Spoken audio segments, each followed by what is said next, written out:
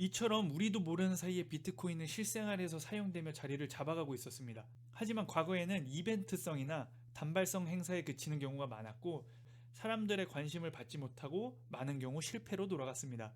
그렇다면 비트코인이 나온 지 13년이 지난 지금, 한국에서 비트코인이 실생활에서 쓰이기 시작한 지 약 9년이 지난 지금, 상황은 어떻게 바뀌었을까요? 저희가 앞서 봤던 자료를 보면 전 세계에서 약 3만 곳에서 비트코인이 사용이 가능합니다. 주로 북미와 유럽 위주로 되어 있네요. 북미와 유럽을 자세하게 한번 살펴봐야겠습니다.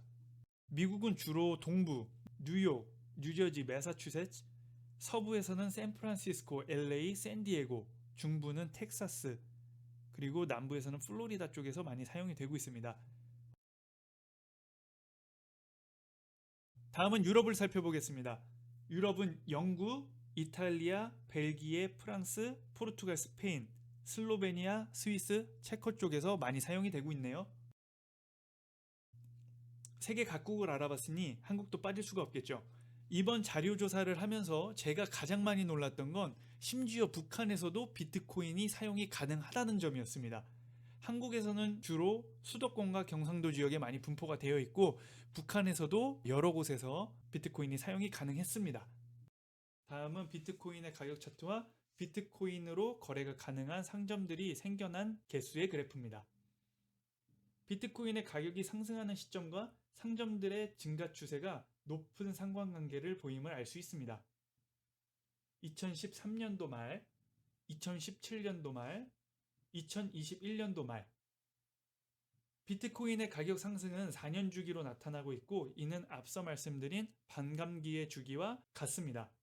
현재는 비트코인의 가격이 상점들이 증가하게 된 주된 원인이었겠지만 앞으로는 이런 실생활에서의 비트코인의 사용이 비트코인의 가치를 견인할 것이라고 봅니다. 앞으로 비트코인이 단순한 투자 상품이 아닌 원래 하고자 했던 거래 수단, 화폐가 된다면 그 가치는 현재로서는 상상하기 힘들 정도가 될 것입니다. 지금까지 우리가 봤던 자료는 우리가 비트코인의 가격에만 집중하느라 보지 못했던 현재 비트코인의 모습입니다. 이 정도면 저는 비트코인이 처음 목표했던 바를 착실히 이루어 나가고 있다고 생각합니다. 여러분들은 어떻게 보셨나요? 또한 여러분들은 미래에 비트코인이 어떤 분야에서 더 많이 사용될 거라고 생각하시나요?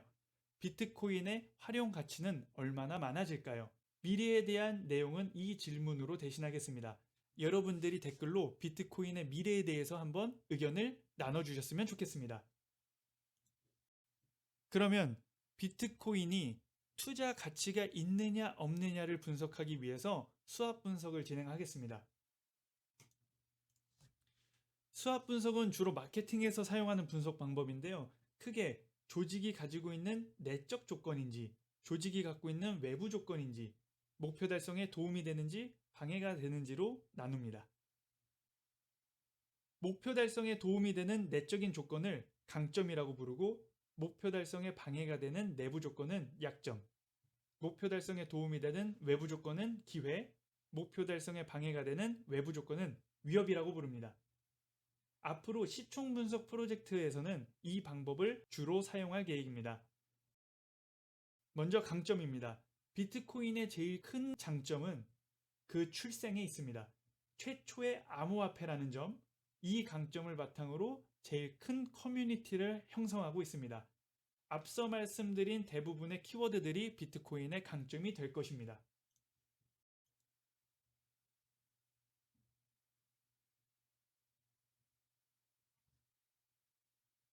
다음은 약점입니다. 약점에는 어떠한 것들이 있을까요?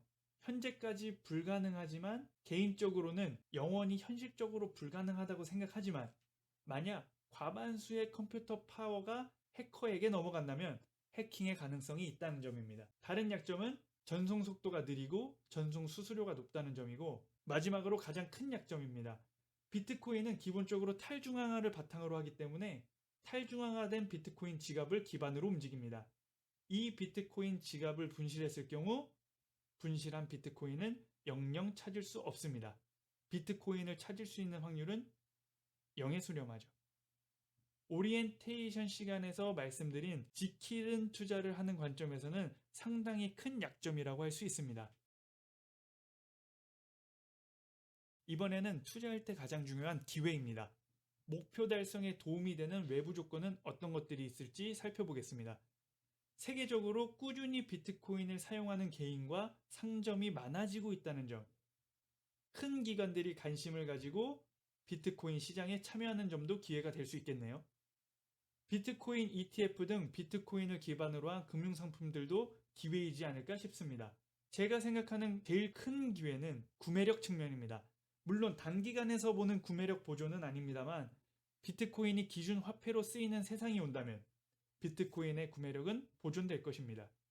제가 보는 비트코인의 가장 큰 의미는 여기에 있는데요. 바로 구매력 보존. 단순히 총 발행량이 정해져 있거나 희귀성이 있기 때문만은 아닙니다. 제가 2015년, 2017년에 비트코인을 공부하고 투자했던 이유도 바로 여기에 있습니다. 그 당시에 저는 이렇게 생각했습니다. 나중에 비트코인이 더 많은 곳에서 쓰이는 날이 온다면, 비트코인이 주된 기준 화폐가 된다면 나는 얼마만큼의 비트코인을 가지고 있는 사람이 되고 싶은가? 바로 이 생각이었습니다.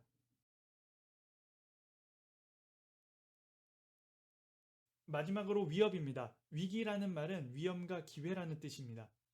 위험과 기회는 항상 공존한다는 의미죠. 기회가 곧 위험이, 위험이 곧 기회가 될 수 있습니다. 앞서 기회의 측면에서 말씀드린 기관들의 참여, 금융상품들의 출현은 비트코인에게는 위협이 될 수도 있습니다. 왜냐하면 비트코인이 실현하고자 하는 가치는 탈중앙화입니다. 하지만 기관들의 참여와 금융상품들의 출현은 비트코인을 중앙금융체제로 편입시키려는 의도가 있기 때문에 위협이 될 가능성이 있습니다. 다른 위협은 변동성입니다. 거래수단, 즉 화폐가 되려면 가격 안정성 측면이 상당히 중요합니다. 만약 원화가 달러 대비 단기간에 30%, 40% 이상의 변동성을 갖는다면 좋은 화폐라고 말할 수는 없을 것입니다. 그것이 30% 상승했을지라도 말입니다. 저는 이 가격 안정성 측면이 비트코인의 제1 위협이라고 생각합니다. 이상으로 비트코인 수합 분석을 해봤습니다. 여기에는 없지만 여러분들이 생각하는 비트코인의 강점, 약점, 기회, 위협을 댓글에 올려주시면 감사하겠습니다. 가장 중요한 오늘의 결론입니다. 해칭은 리스크 매니지먼트를 의미합니다. 리스크 매니지먼트는 투자 위험을 방어하는 전략입니다. 투자 위험이란 두 가지가 있는데요. 첫 번째 투자 손실, 두 번째는 인플레이션으로 인한 자산 가치 하락입니다. 비트코인에 대한 코인공학적 방법은 앞으로 만약 비트코인이 기준 화폐가 되는 경제가 만들어졌을 때 과연 그때가 되면 나는 몇 개의 비트코인을 가지고 있는 사람인가? 바로 이것입니다. 단순히 몇 년 후에 비트코인이 얼마가 되었을까? 단순히 몇 년 후에 비트코인이 얼마가 되었을까? 이런 접근 방법은 아닙니다. 지금 얼마너치를 살 수 있는 비트코인으로 몇 년 후에는 얼마만큼의 물건을 살 수 있을까? 바로 이게 코인공학적 접근입니다. 비트코인만 사용하는 세상이 되었을 때 비트코인을 들고 있다면 그것이 바로 해칭이고 리스크 매니지먼트인 거죠. 왜냐하면 현재 비트코인을 들고 있다는 것은 미래에 적어도 구매력이 보존된다는 것을 목표로 하기 때문입니다. 예를 들어 12년 전에 비트코인으로 산 피자 2판에 해당하는 비트코인을 계속 보유했다면 지금은 피자를 몇 판 살 수 있을까요?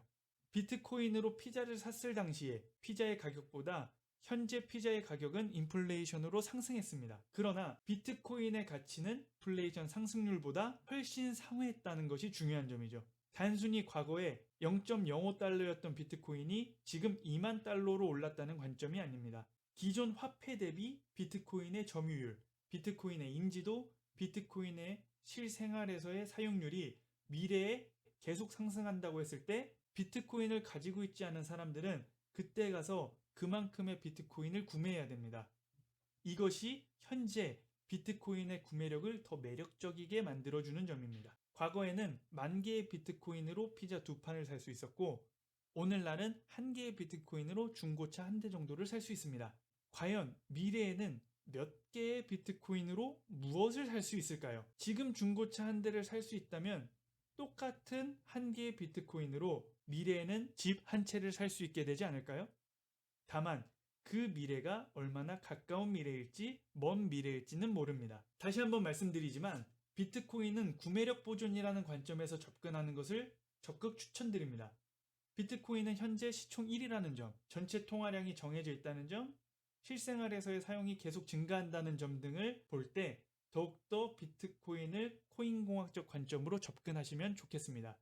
이 질문으로 오늘의 결론을 대신합니다. 미래의 여러분은 비트코인 몇 개를 가지고 계실 건가요? 감사합니다. 이상 코인공학이었습니다.